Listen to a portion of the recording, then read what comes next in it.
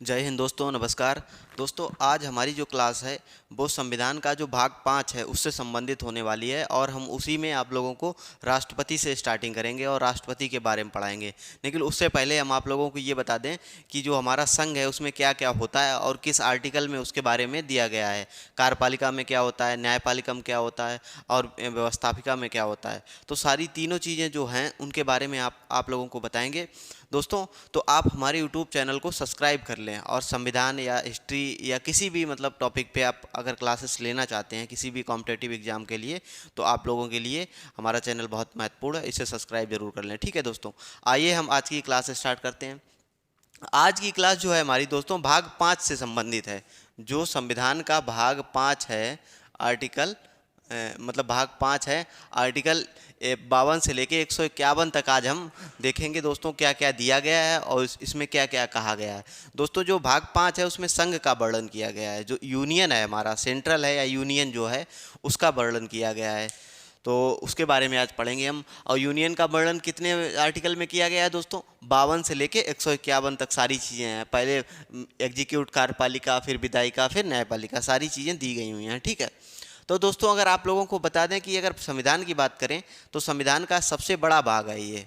जैसे जो हमारे मतलब संविधान में 25 भाग हैं या मूल रूप से जो 22 भाग हैं, तो उनमें जो है सबसे बड़ा भाग अगर माना जाता है तो यही सबसे बड़ा भाग माना जाता है, भाग 5 यूनियन। ठीक है। और इसमें मतलब ये समझ लीजिए कि लगभग 40% के आसपास संविधान का स्ट्रक्चर इसी भाग में दिखता है। ठीक। अब बात दोस्तों करें एग्जीक्यूट। अगर हमारा जो वो संविधान है वो 3 लेवल पे काम करता है या हमारी जो व्यवस्था है वो 3 लेवल पे काम कर रही है। पहला एग्जीक्यूट, दूसरा लेजिस्लेचर है, तीसरा है जुडिशरी, यानी कार्यपालिका, विधायिका और न्यायपालिका। 3 स्तर पे काम करता है। पहले कार्यपालिका, फिर विधायिका, फिर न्यायपालिका। यानी विधायिका जो नियम बनाएगी उसको कार्यपालिका एग्जीक्यूट कराएगी। अगर इसमें कोई गलती रहेगी तो न्यायपालिका उसका निर्णय देगी। अगर गलत हुआ, इसमें वाद विवाद हुआ, तो न्यायपालिका उससे संबंधित फैसला करेगी। ठीक है। ये दोस्तों हम सेंट्रल लेवल पढ़ रहे हैं, यानी हम संघ की बात कर रहे हैं, अभी राज्यों की बात नहीं कर रहे, संघ की बात कर रहे हैं। तो दोस्तों, अगर इसमें सबसे पहले हम बात करें कार्यपालिका की, तो कार्यपालिका का जो वर्णन किया गया है दोस्तों वो 52 से लेके 78 तक किया गया है। 52 से 78 तक क्या क्या है?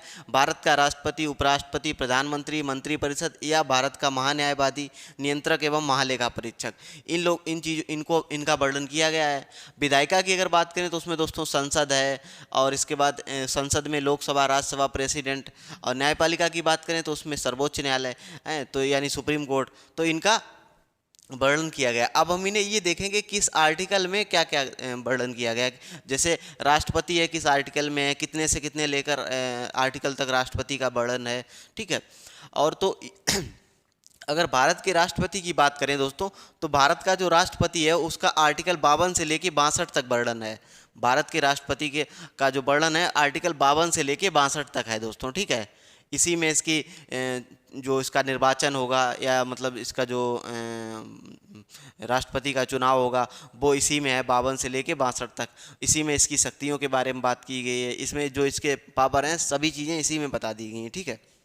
चुनाव प्रक्रिया क्या होगी। अब उपराष्ट्रपति की बात करें तो उपराष्ट्रपति जो है वाइस प्रेसिडेंट, ये दोस्तों 63 से लेके 71 तक है। इसका जो वर्णन है वो 63 से लेके 71 तक है उपराष्ट्रपति का। अगर प्रधानमंत्री बताएं दोस्तों, तो प्रधानमंत्री का जो वर्णन है, प्रधानमंत्री या संघ का मंत्रिपरिषद, प्रधानमंत्री भी तो अपने आप में एक मंत्री है, यानी प्रधान यानी सबसे बड़ा जो मतलब सबसे प्रधान है, तो वो प्रधानमंत्री होता है। तो प्रधानमंत्री का वर्णन कितने आर्टिकल में है दोस्तों? प्रधानमंत्री या मंत्रिपरिषद 74 और 75 में है। प्रधानमंत्री और संघ का मंत्रिपरिषद 74-75 में है। अब भारत का महान्यायवादी की बात करें, भारत का जो महान्यायवादी है उसका आर्टिकल 76 में है। अगर भारत के महान्यायवादी की वर्णन की बात करें तो आर्टिकल 76 में है।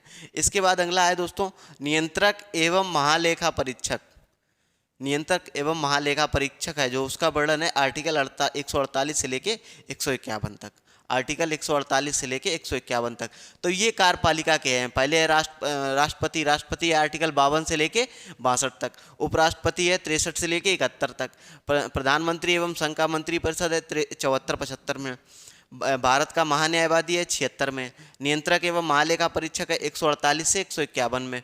अब संसद की बात करें अगर, तो संसद दोस्तों है जो, अगर विधायिका में आ जाए तो संसद का वर्णन जो है 79 से 123 तक है। 79 आर्टिकल 79 से लेके 123 तक है। इसमें दोस्तों लोकसभा की अगर बात करें तो लोकसभा 81 में है, राज्यसभा की बात करें तो 80 में है, और प्रेसिडेंट आप देख ही चुके हैं 52 से लेके 62 तक है, तो 52 मान लेते हैं प्रेसिडेंट का जो पद की बात कही गई है।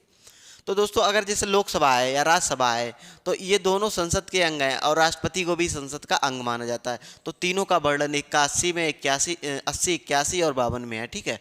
तो ये संसद है। अब अगर जुडिशरी की बात करें, न्यायपालिका की बात करें, तो न्यायपालिका का वर्णन 124 से लेके 147 तक है। जो सुप्रीम कोर्ट है उसका वर्णन, जो सर्वोच्च न्यायालय है उसका वर्णन 124 से लेके 147 तक है।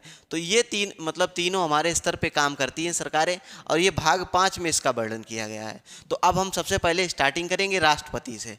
राष्ट्रपति का किस आर्टिकल में क्या कहा गया है, जैसे हमने 52 से लेके 62 तक बताया आप लोगों को, तो वो उसके बारे में बात करेंगे। जैसे आप लोग पिछली क्लासेस में देखते ही आए होंगे कि हम आर्टिकल के हिसाब से सारी क्लासेस ले रहे हैं। पहले उसका आर्टिकल बताएंगे, उस आर्टिकल में क्या कहा गया है, और जितने भी इंपॉर्टेंट आर्टिकल हैं उससे संबंधित उनका विश्लेषण भी करेंगे, उनको समझाएंगे कि आप लोगों को अच्छे से समझ में आ जाए। तो आज सबसे पहले हम राष्ट्रपति को उठाएंगे। दोस्तों जब हम संविधान पढ़ते हैं तो संविधान की सारी चीज़ें तो पढ़ लेते हैं, और नहीं के लिए हम उसके आर्टिकल नहीं याद करते हैं। और मेन चीज़ क्या है कि आर्टिकल जब हमें याद नहीं होंगे, उसमें पूछा आर्टिकल ही जाता है एग्जाम में। कोई भी कॉम्पिटिटिव एग्जाम है तो उसमें पूछ देगा राष्ट्रपति का पद किस संसद से संबंधित रखता है, तो आप लोगों को बताना होगा कि 52। तो ऐसे ही सारे आर्टिकल हम एक एक, जो भी जितनी भी व्यवस्था है सबके हम आर्टिकल पढ़ते चलेंगे एक एक साथ।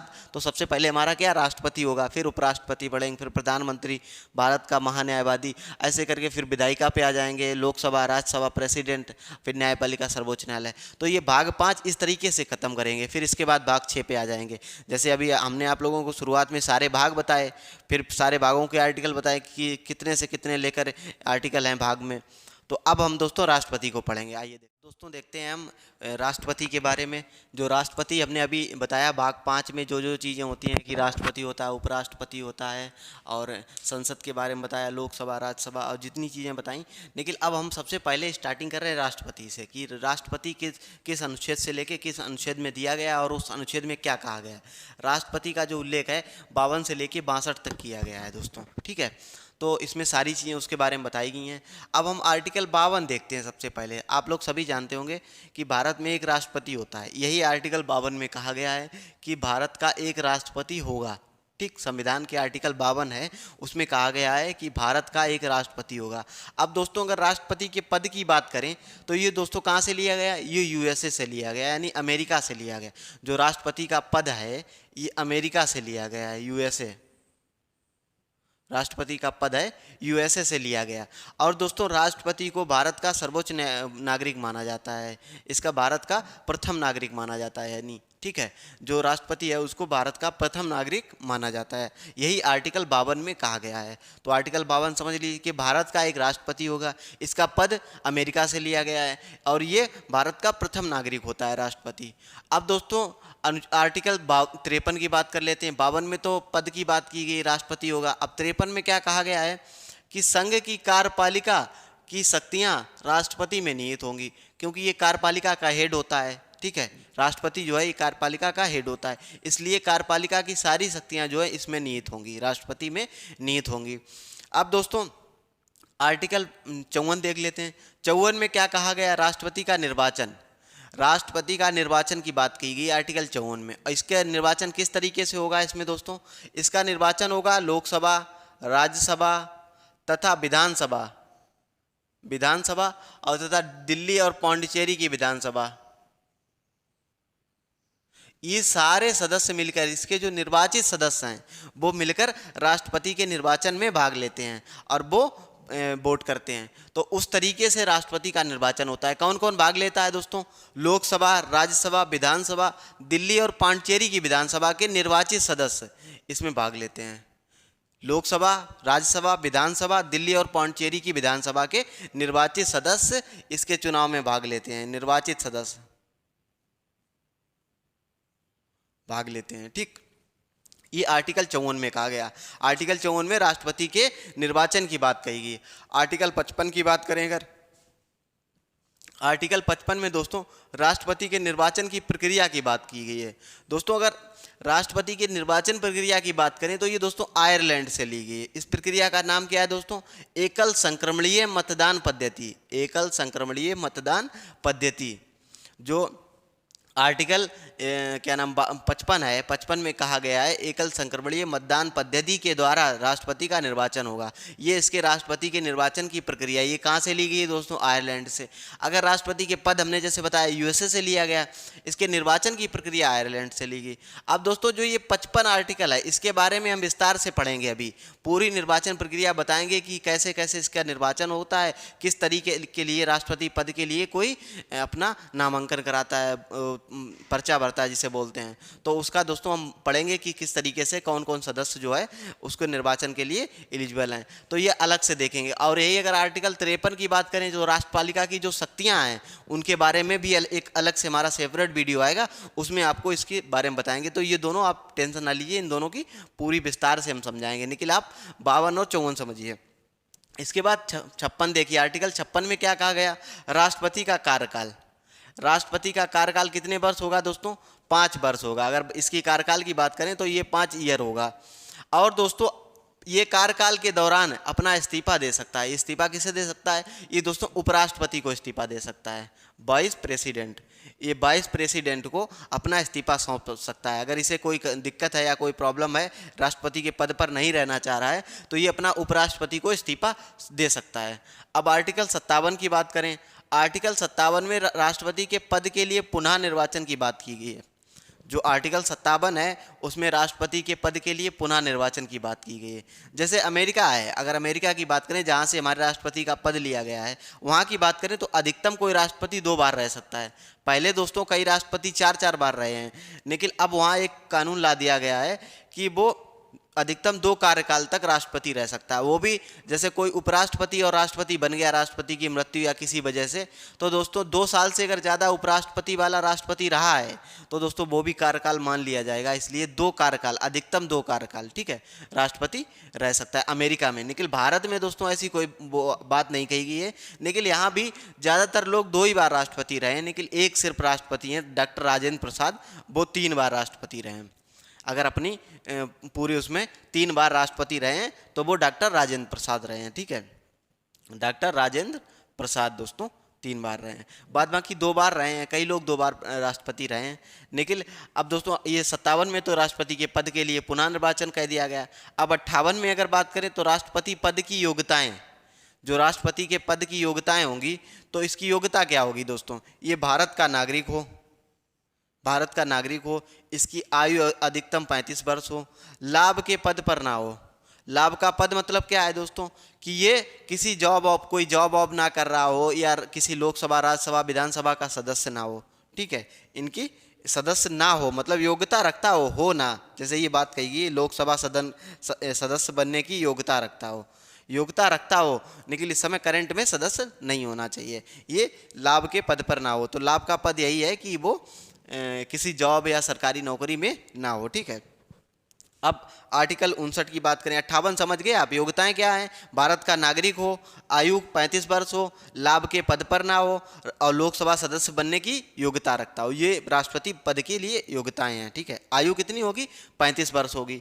अब दोस्तों बता दें कि राष्ट्रपति के कार्यकाल की शर्तें, राष्ट्रपति के कार्यकाल की शर्तें क्या हैं दोस्तों? पहली बात यह है कि संसद के किसी भी सदन का सदस्य ना हो। जो राष्ट्रपति है ये संसद के किसी भी सदन का सदस्य नहीं होना चाहिए कार्यकाल के दौरान। अपना जब कार्यकाल इसका चल रहा हो, जैसा अभी हमने बताया कि ये किसी भी सदन का सदस्य नहीं हो सकता है, क्योंकि ये कभी कभी जब संयुक्त अधिवेशन बुलाता है तो फिर उस समय जो है प्रॉब्लम होगी, ठीक है।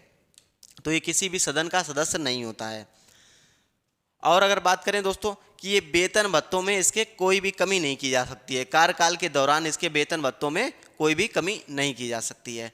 अब एक बात और बता दें कि इसका कार्यालय कहाँ होगा। अगर कार्यालय की बात करें इसके राष्ट्रपति की कार्यालय की, तो इसका कार्यालय जो है नेशनल राजधानी या राष्ट्रीय राजधानी के पास में, राष्ट्रीय राजधानी में सुप्रीम कोर्ट के पास होगा। इसका जो कार्यालय है वो राष्ट्रीय नेशनल कैपिटल के पास में, और सुप्रीम कोर्ट के मतलब नेशनल कैपिटल में सुप्रीम कोर्ट के पास में होगा। क्योंकि कभी कभी राष्ट्रपति को क्या है, सुप्रीम कोर्ट से सलाह लेनी पड़ती है। कुछ पूछना पड़ता है, तो फिर बार बार दौड़ के इधर उधर तो नहीं जाएंगे ना। तो इसलिए जो है राष्ट्रपति का जो कार्यालय है वो सुप्रीम कोर्ट के पास में होना चाहिए, नेशनल कैपिटल में, ठीक है। तो ये एक बात कही है आर्टिकल 59 में, ठीक है। अब 59 के बाद 60 देख लीजिए। 60 में क्या है, इसकी शपथ का प्रावधान किया गया है। आर्टिकल 60 में इसकी शपथ का प्रावधान है। शपथ में दोस्तों क्या कहा गया है कि ये दोस्तों भारत के जो मुख्य न्यायाधीश हैं, सर्वोच्च न्यायालय के मुख्य न्यायाधीश हैं, उनके सामने ये शपथ लेता है।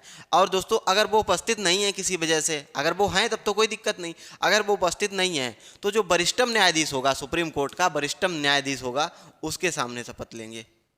ये अपनी शपथ आर्टिकल 60 के तहत सुप्रीम कोर्ट के न्यायाधीश, या सुप्रीम कोर्ट के न्यायाधीश नहीं उपस्थित हैं तो सुप्रीम कोर्ट के जो वरिष्ठतम न्यायाधीश हैं उनके सामने अपनी शपथ लेता है। अब आर्टिकल 61 की बात कर लें। आर्टिकल 61 में दोस्तों भारत के राष्ट्रपति पर महाभियोग की प्रक्रिया की बात की गई है।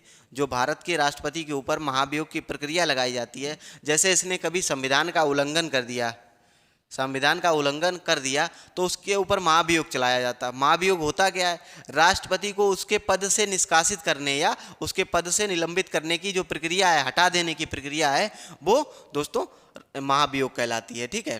तो ये आर्टिकल 60 के तहत आती है। ये दोस्तों कैसे आती है, दोस्तों ये प्रक्रिया जो है किसी भी सदन में लाई जा सकती है, चाहे लोकसभा हो चाहे राज्यसभा। दो ही सदन अपने होते हैं यूनियन में, संसद में, तो दोनों सदन में किसी भी सदन में लाई जा सकती है। लेकिन वो लाई कैसे जाएगी, राष्ट्रपति को 14 दिन पहले 1/4 सदस्य, चाहे लोकसभा हो चाहे राज्यसभा हो, उसके 1/4 सदस्य उसे जो है ये बोलते हैं कि आपको इस्तीफा देना है। सबसे पहले उसे इस्तीफा के लिए बोला जाएगा। अगर उसने कोई संविधान का उल्लंघन किया है तो सभी ये जो 1/4 सदस्य हैं ये मिलके बोलेंगे कि आप लोगों को जो है, आपको जो है इस्तीफा देना है, बोलते हैं। उसके बाद दोस्तों अगर इस्तीफा नहीं देता है राष्ट्रपति तो उसके बाद दोस्तों किसी भी सदन में ये प्रक्रिया लाई जा सकती है और इसकी प्रक्रिया शुरू की जा सकती है। इसके बाद इसके ऊपर महाभियोग चलता है, ठीक है। और उस प्रक्रिया के पूर्ण होने पर राष्ट्रपति को निलंबित कर या उसे हटा दिया जाता है। तो ये प्रक्रिया कहाँ लाई जाती है दोस्तों, संसद के किसी भी सदन में लाई जा सकती है, चाहे वो लोकसभा हो राज्यसभा हो, किसी भी सदन में लाई जा सकती है राष्ट्रपति को हटाने के लिए, ठीक है। तो ये राष्ट्रपति के ऊपर महाभियोग होता है। अब आर्टिकल 62 की बात कर लें, जो राष्ट्रपति के ऊपर आखिरी आर्टिकल है, उसकी बात करें तो ये रिक्त पद पुनः 6 महीनों के भीतर भरा जाएगा। आर्टिकल 62 में कहा गया है कि रिक्त पद पुनः 6 महीनों के भीतर भरा जाएगा। अब इसका क्या मतलब है दोस्तों, जब राष्ट्रपति को पद से हटा दिया गया है तो उसके बाद उपराष्ट्रपति जो है इसके पद का जो है वो करता है, इसके जो कार्यवाहक राष्ट्रपति के रूप में उपराष्ट्रपति कार्य करता है। राष्ट्रपति के ऊपर महाभियोग चला के उसको हटा दिया गया तो उपराष्ट्रपति उसके पद पे मतलब कार्यवाहक राष्ट्रपति के रूप में काम करता है। तो क्या होगा दोस्तों, ये अधिकतम 6 महीने, जो वाइस प्रेसिडेंट है अधिकतम 6 महीने इसमें क्या नाम उपराष्ट्रपति जो है कार्यवाहक राष्ट्रपति के रूप में काम कर सकता है। उसके 6 महीनों के भीतर ही ये पद भरा जाना चाहिए। वही बात आर्टिकल 62 में कही गई है कि रिक्त पद पुनः 6 महीनों के भीतर भरा जाएगा। हटा देने की बात तो 61 में कही गई है और पुनः रिक्त भरने की बात कही गई है 62 में। लेकिन वो पद दोस्तों 6 महीने के भीतर भरा जाएगा। 6 महीने तक ही उपराष्ट्रपति जो है कार्यवाहक राष्ट्रपति के रूप में काम कर सकता है। तो ये बातें हैं दोस्तों, आप सही से थोड़ा देखते रहिए। आर्टिकल एक आर्टिकल हम आप लोगों को रटवा देंगे। जो आर्टिकल 52 से लेके 62 तक हमने बात कही है, एक आर्टिकल का हमने आप लोगों को बताया कि किस तरीके से होगा। 52 में राष्ट्रपति का पद होता है, वो पद कहाँ से लिया गया है, यूएसए से लिया गया है। अगर दोस्तों भारत के राष्ट्रपति की बात करें तो वो भारत का प्रथम नागरिक होता है। 53 में राष्ट्रपति की शक्तियों की बात कही गई है और 54 में दोस्तों राष्ट्रपति के पद का निर्वाचन की, जो राष्ट्रपति का निर्वाचन होगा उसकी बात कही गई कि लोकसभा, राज्यसभा और विधानसभा के जो दिल्ली और पांडिचेरी की विधानसभा के निर्वाचित सदस्य हैं इसकी चुनाव में भाग लेते हैं। आर्टिकल 55 में क्या क्या कहा गया है, राष्ट्रपति के निर्वाचन की प्रक्रिया जो एकल संक्रमणीय मतदान पद्धति द्वारा होती है, एकल संक्रमणीय गुप्त मतदान पद्धति होती है दोस्तों, ठीक है। ये कहाँ से ली गई है, ये आयरलैंड से ली गई है। अगर 56 की बात करें, आर्टिकल 56 में 56 में तो राष्ट्रपति के कार्यकाल की बात कही गई है। ये कार्यकाल के दौरान अपना इस्तीफा जो है उपराष्ट्रपति को सौंप सकता है। तो ये इसका जो कार्यकाल है 5 वर्ष होगा। 57 में क्या कहा गया है, राष्ट्रपति के पद के पुनः निर्वाचन की प्रक्रिया। अगर इस राष्ट्रपति एक बार था तो दोबारा भी वही राष्ट्रपति बन सकता है। 58 में क्या कहा गया राष्ट्रपति के पद की योग्यताएं कि वो भारत का नागरिक होगा, आयु 35 वर्ष होगी, वो लाभ के पद पर ना हो, लोकसभा तथा राज्यसभा का सदस्य ना हो, या सदस्य बनने की योग्यता रखता है, सॉरी दोस्तों, कि ये लोकसभा राज्यसभा सदस्य बनने की योग्यता रखता हो। ये बातें कुछ उसके पद की योग्यता है। 59 में क्या कहा गया है राष्ट्रपति के कार्यकाल की शर्तें कि वो संसद के किसी भी सदन का सदस्य नहीं होना चाहिए, वेतन भत्तों में कोई कमी नहीं की जानी चाहिए, और जो उसका कार्यालय है वो राष्ट्रीय राजधानी में सुप्रीम कोर्ट के पास में होना चाहिए। 60 में इसकी शपथ का प्रावधान है। शपथ कौन इसको दिलाएगा? या तो भारत का सर्वोच्च न्यायाधीश या मुख्य न्यायाधीश, ठीक है, सर्वोच्च न्यायालय का मुख्य न्यायाधीश, और या फिर वो नहीं है तो वरिष्ठतम जो न्यायाधीश होगा वो इसे शपथ दिलाएगा। अब अनुच्छेद 60 की बात करें तो जो भारत के राष्ट्रपति पर महाभियोग की प्रक्रिया है, तो लोकसभा राज्यसभा के 1/4 सदस्य पहले इस्तीफा के लिए बोलते हैं, इसके बाद उसके ऊपर महाभियोग की प्रक्रिया लगाई जाती है अगर वो इस्तीफा नहीं देता है, ठीक। और महाभियोग चलता कब है? जब वो संविधान का उल्लंघन करता है। वही 62 में बात क्या कही है कि रिक्त पद पुनः 6 महीनों के भीतर भरा जाएगा। जो राष्ट्रपति है उसके पद पे उपराष्ट्रपति 6 महीने के लिए ही कार्यवाहक राष्ट्रपति के रूप में काम कर सकता है। इसके बाद जो है इसका पद जो है इसके चुनाव करवा के तुरंत पद भरा जाएगा। तो ये सारी चीज़ें जो हमने 52 से लेके 62 तक बताई हैं। अब इसकी शक्तियाँ राष्ट्रपति की जो प्रमुख शक्तियाँ हैं, जो कार्यपालिका की शक्तियाँ हैं, ठीक है, उसकी जो सुप्रीम पावर है, राष्ट्रपति की क्या क्या शक्तियाँ होती हैं, और राष्ट्रपति के निर्वाचन की जो प्रक्रिया है, ये दोनों चीज़ें हम दोस्तों आपको एक वीडियो अलग अलग वीडियो बनाएंगे दोनों के लिए, और वो विस्तार पूर्वक आप लोगों को समझाएंगे। तो अगर हम दोस्तों इस तरीके के वीडियो आप लोगों को अच्छे हों तो लगते हों तो आप लोग चैनल को सब्सक्राइब कर लें, क्योंकि आज जो है हम एक सिस्टम चला रहे हैं कि सारी जो संविधान के जितने भी आर्टिकल हैं, एक एक करके आर्टिकल लेके आएंगे, उसमें क्या कहा गया है उसके बारे में बताएंगे, और पूरा संविधान आप लोगों को कंप्लीट करा देंगे। जब दोस्तों आप सिस्टमैटिक तरीके से पूरा संविधान पढ़ लेंगे ना, तो आप लोगों को लगेगा कि अरे ये तो मतलब ऐसे सीख गए कि मतलब कुछ था ही नहीं इसमें, तो आप कंफ्यूज नहीं होंगे। जब एक बार आपने सही से पढ़ा होगा ना, तो अगर एग्जाम में ऑप्शन में आएगा तो आप सही टिक करके आएंगे। तो पॉलिटी से आपके कोई क्वेश्चन गलत नहीं होंगे। तो आप इस तरीके की अगर क्लास लेना चाह रहे हैं तो हमारे यूट्यूब चैनल को सब्सक्राइब कर लें। और दोस्तों अगर हमारे वीडियोज में कोई भी अगर आप लोगों को कमी दिखे या कोई भी प्रॉब्लम दिखे तो दोस्तों उसके लिए क्षमा चाहते हैं। जय हिंद, जय भारत।